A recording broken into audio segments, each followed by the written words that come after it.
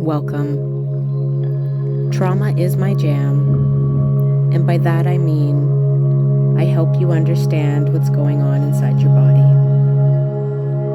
Let's make sense of it together. All right. Despite what you've been told, avoidance is not about laziness.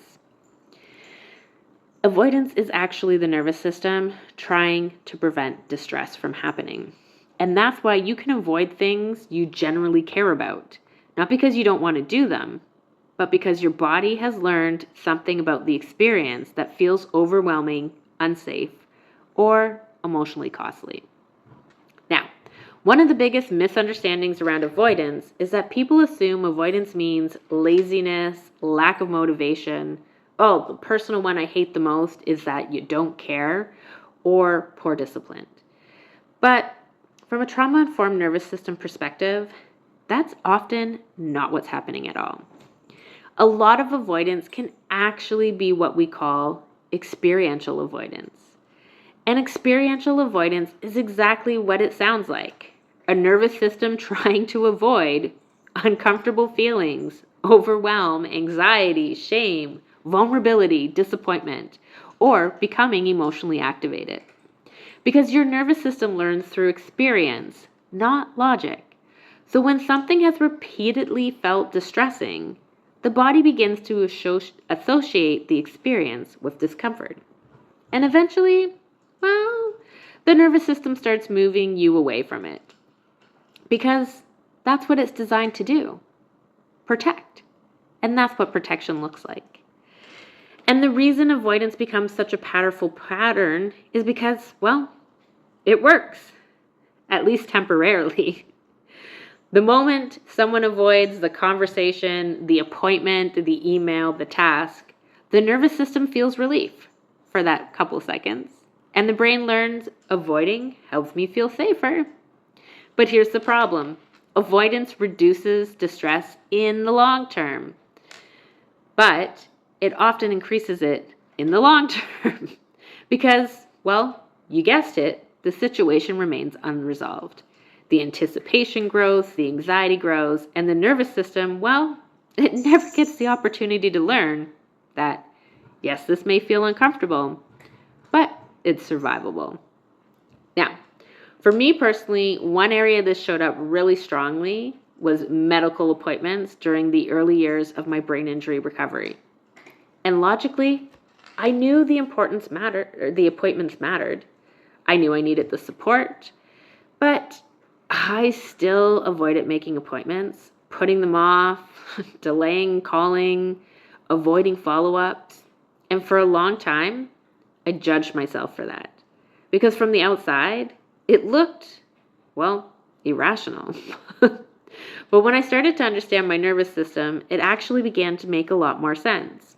Because for me, those medical appointments, especially if you've ever had the displeasure of having to deal with medical appointment through an insurance company. Oh, I will not get started on that. Please don't ever ask me about my opinion of the insurance company. Evilest people on the planet. I digress. But here, so going back to these appointments, they were terrible for me. Not just physically, but on an emotional nervous system level. I would leave feeling completely overwhelmed, exhausted, oftentimes feeling dismissed, always feeling disappointed, and unheard. So over time, my nervous system associated these appointments with distress, long before I even went to them. So the avoidance created temporary relief. If I didn't make the appointment, I didn't have to feel any of that. But at least only in the short term. And the problem is, the stress never actually went away. In the background, it actually created more stress because, the appointments still needed to happen. And this just allowed the anxiety to continue to build.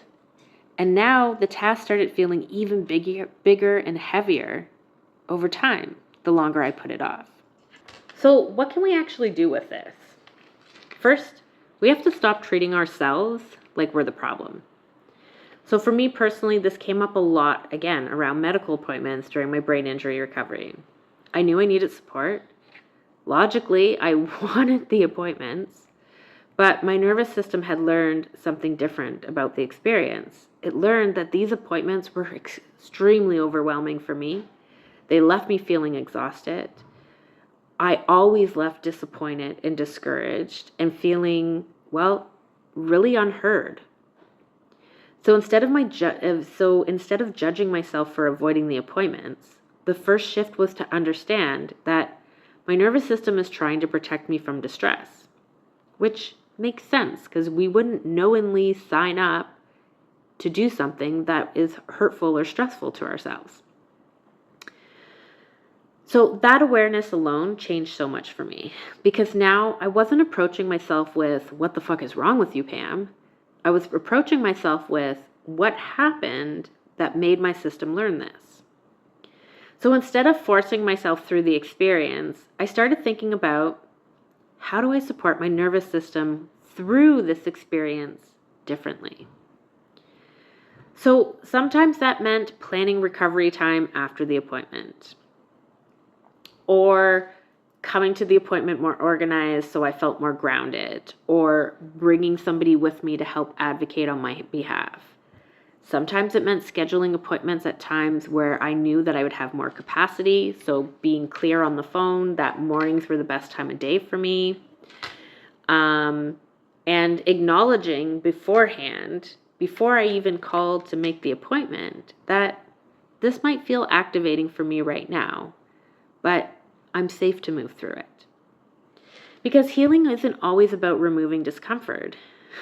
Oftentimes, it's about learning that we can increase the support in order to have less discomfort. And over time, those supported experiences started teaching the nervous system something new. Not that this is perfectly safe, because listen, I'm pretty sure I never left a neurologist's office feeling safe at all. But what it taught me is that I can learn to move through this and support myself in the process to get through it as well with the least amount of distress. And that's very different than forcing myself through something overwhelming. And I think that's the shift that I really want people to understand here. Because healing isn't always about forcing yourself to stop avoiding things. Sometimes, well, it starts with understanding. And understanding why the avoidance developed in the first place. And once we understand that, we can support ourselves differently inside the experience. All right, friends, that is it for me today. I thank you for being here. I invite you to subscribe if you want to learn more about trauma-informed healing and how your nervous system actually works so that you can learn to work with it instead of against it. And if you're looking for some more body-based or energy-focused support through meditation and Reiki healing sessions, I invite you to check out my other channel. There are plenty of different guided healing sessions available to you for free as well. Wherever you are in this journey, you do not have to do this alone, and I am so honored and blessed to be able to walk alongside you. I am wishing you a very blessed day, my friends.